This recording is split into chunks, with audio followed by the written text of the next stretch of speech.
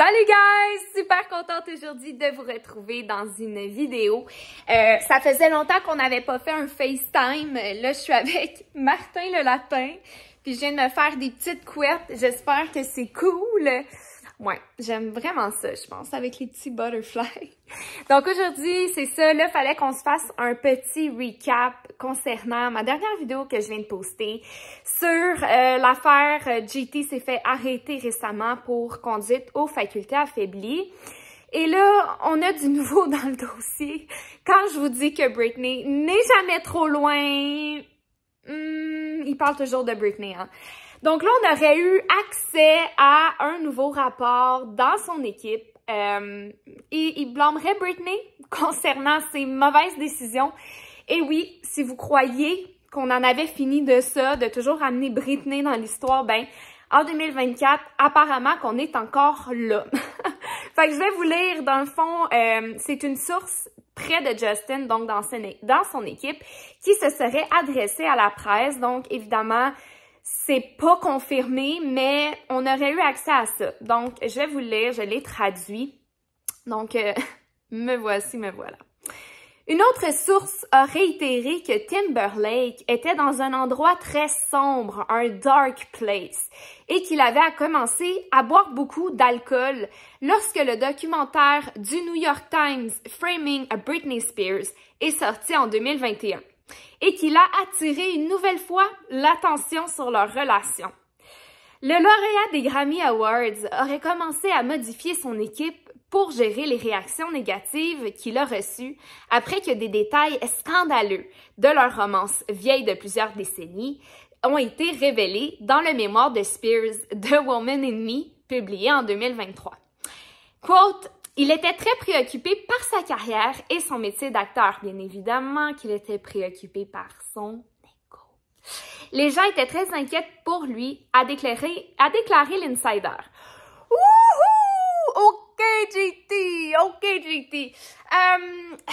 OK. Excusez, je peux pas ne pas rire à ça parce que ça ne fait aucun sens. Comment tu peux excuser tes comportements...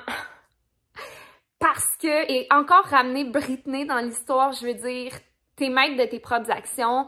Et en fait, t'as passé, pendant que Britney vivait le pire moment de sa vie, pendant que elle avait peut-être le plus besoin de toi, tu as pris cette situation-là à ton avantage pour un peu démontrer que c'était toi l'homme de la situation, c'était toi l'homme bon, le pattern de dire, ouais, ben, c'était elle la crise de folle, puis moi, je suis le bonhomme dans l'histoire, tu sais. Yes, I was dead wrong, but to look at it positively, hey girl, at least you gave me another song about a horrible woman.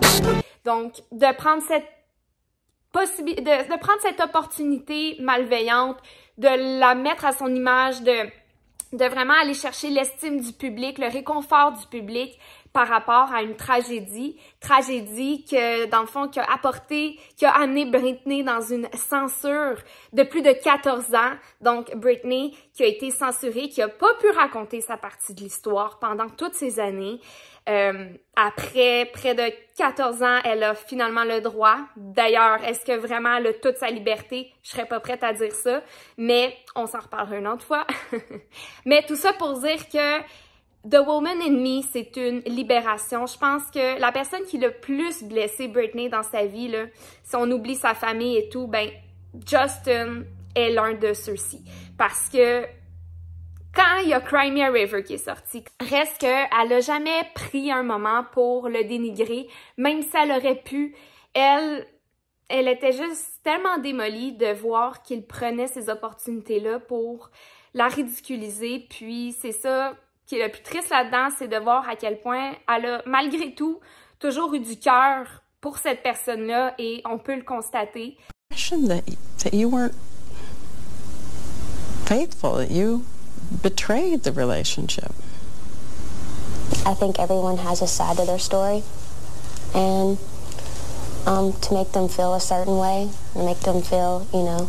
Il était vraiment concerné par sa carrière. de chanteurs et d'acteurs, mais où est le bien-être de Britney dans tout ça, dans ces 20 dernières années où elle a tellement souffert. Également dans comment j'ai perçu ce petit texte. Ça m'a beaucoup rappelé, si vous avez vu ma dernière vidéo il y a quelques mois déjà de Dan Schneider où j'avais parlé que Alexa Nicolas qui jouait dans Zoey 101, elle s'était exprimée sur le fait que, parce que Dan Schneider, c'est un réalisateur très méprisant de Nickelodeon qui faisait vivre des choses horribles aux femmes et aux enfants, c'est sûr que vous savez un peu, mais lorsqu'il devait se défendre, tu sais, lui, il disait « Ah, mais vous savez, j'avais beaucoup de pression sur moi, c'était pas facile, tu sais, je l'ai pas eu facile, tu sais, mes réactions, bon. » Écoutez, puis Alexa Nicolas avait juste dit, tu sais, c'est sûr, être un homme dans ta position, oh, que ça devait pas être facile. Je vais vous mettre l'extrait, puis vous allez tout comprendre. I would let that pressure get to me, which a good boss should never ever do. Was there specific things that you were doing? Sure, I would snap at people sometimes. I would be snarky when I could have given them a nicer answer. I would not give people the time that they needed. I would be in too big a hurry to get on to the next thing I had to do. And watching that show, it made me, there were so many times I wanted to pick up a phone and call some of those people and say, I'm so sorry and let's talk about it. And I wish you'd had a better time and I wish I could have shown you a better experience. White male privilege specifically also is the pressures on them. And so no one understands the pressure that someone in Dan Schneider's position, yada, yada, yada. Ça me fait beaucoup penser à Justin Timberlake versus Britney. Ah, c'est pas facile, c'était pas facile. Britney Spears a révélé des choses sur moi. Je me suis mis à consommer, à boire, tu sais. Mais pendant 20 ans, puis pendant une décennie au grand complet, tu sais, t'as pas été un allié dans la cause Britney, tu sais. Puis t'as profité de ça, de sa descente aux enfers pour topper les palmarès, tu sais. Si vous n'êtes pas au courant de la situation, je vous invite à aller voir toutes sortes de vidéos que j'ai fait à ce sujet. Mais le privilège de l'homme blanc est vraiment réel dans ce cas-ci. Si on repense aussi à Janet Jackson qui, dû au malheureux incident où Justin avait démontré une partie de sa poitrine durant, c'était, oh, je me rappelle plus là, en tout cas, vous connaissez probablement l'histoire, j'en ai déjà parlé aussi dans ma vidéo sur Justin Timberlake et les médias, je vais mettre ça tout de suite ici, mais tu sais, dans cette histoire-là, encore une fois, c'est Janet qui avait été ridiculisée de ça. Pourtant, l'action avait été commise par Justin Timberlake. C'est lui qui avait montré sa poitrine durant un spectacle. C'était quoi? Ah, mon Dieu, le nom m'échappe, là. C'est tout spontané en ce moment. Je suis en FaceTime avec vous, là. Puis là, blablabla, je parle. J'ai rien préparé, là. Mais...